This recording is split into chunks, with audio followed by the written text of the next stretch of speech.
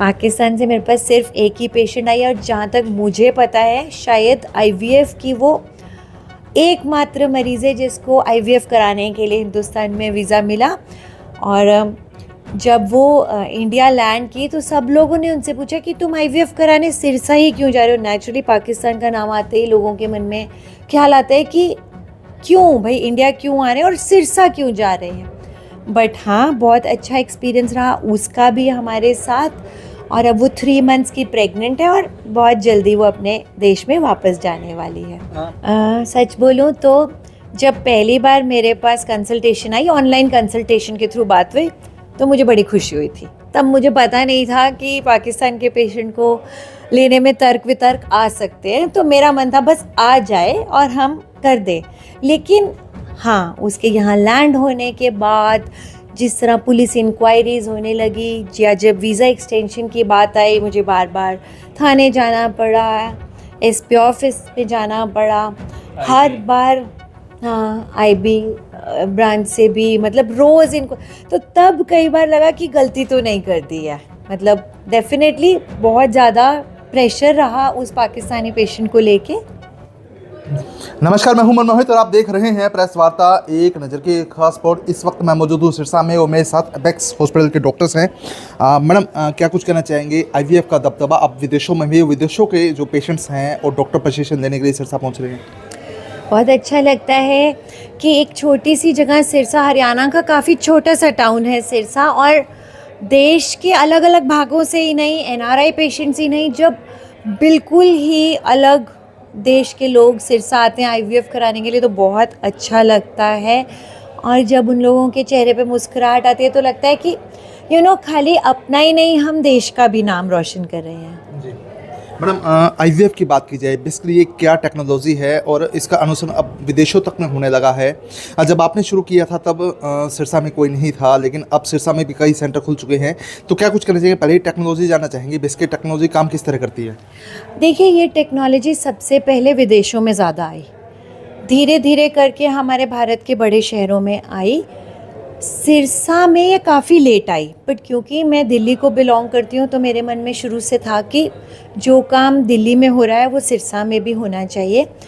तो इसमें क्या करते हैं कि किन के लिए ज़रूरी है? ऐसे लोग जिनमें नॉर्मल तरीके से बच्चा नहीं हो रहा है, प्रॉब्लम मेल्स में भी हो सकती है, फीमेल्स में भी हो सकती है, उसमें हम अंडा और शुक्राणु को लेके उसका एक बच्चा बना देते हैं और उस बच्चे को डायरेक्टली बच्चेदानी के अंदर रखते हैं। इसको हम आईवीएफ टेक्नोलॉजी बोलते हैं।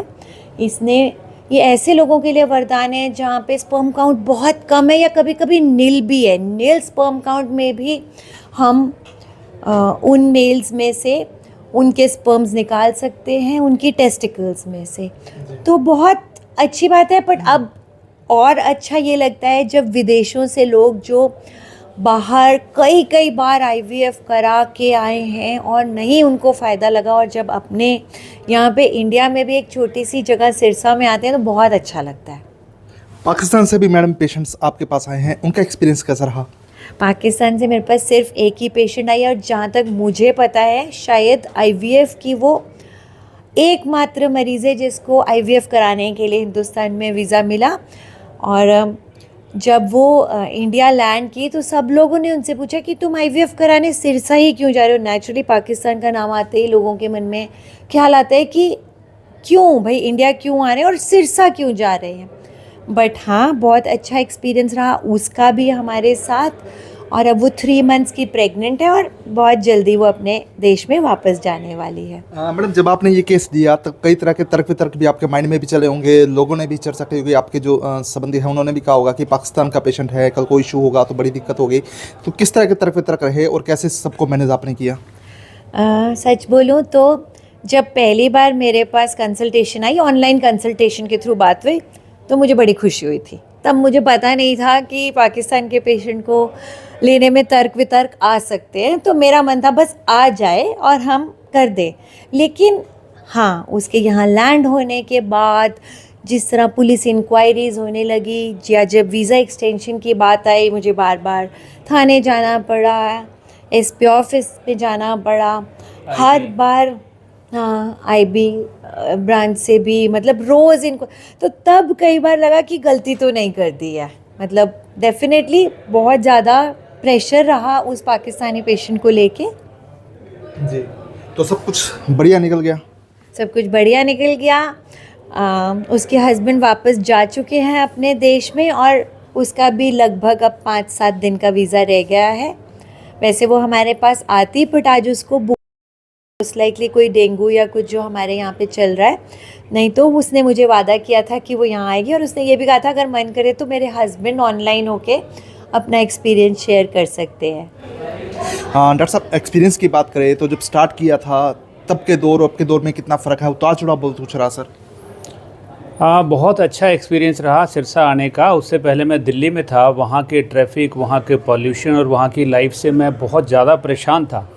तो मैंने जिस दिन सोचा कि मैं सिरसा जाके कुछ अच्छा करना चाहूँ, उस दिन से ही प्रभु की कृपा रही। मुझे कोई ज़्यादा कोई दिक्कत नहीं आई और डे 1 से ही हमने अच्छा काम किया और प्रभु कृपा से अच्छा ही काम कर रहे हैं। और अब इंटरनेशनल पेशेंट आ रहे हैं और मोर ओवर जब इंटरनेशनल डॉक्टर्स, बड़े बड़े डॉक्टर्स जो जिनके पास अमेरिका की डिग्री है, जिनके पास पता नहीं उन्होंने कैसे गूगल पे सर्च करके अब सिरसा को ढूंढते हैं और अपेक्स हॉस्पिटल को ढूंढ के मेरे ऑपरेशन थिएटर में आके मेरे से जब वो स्किल्स सीखना चाह रहे हैं और सीख के जा रहे हैं, तो बहुत अच्छा लगता है, बहुत गौरवान्वित हैं। और यही बात मैं सब सिरसा के लोगों को, हरियाणा के लोगों को, रादर पूरे भारत के लोगों को बताना चाहूँगा कि हम लोगों की जो स्किल्स हैं, हम लोगों की जो कैलिबर है, वो अनमैचेबल है। अगर आप इन लोगों से जानोगे, इन लोगों से पूछोगे, तो ये शायद महीने में 5 सर्जरी करते होंगे और हम लोग 5 एवरी डे करते हैं, हर रोज़ करते हैं। तो जो हमारा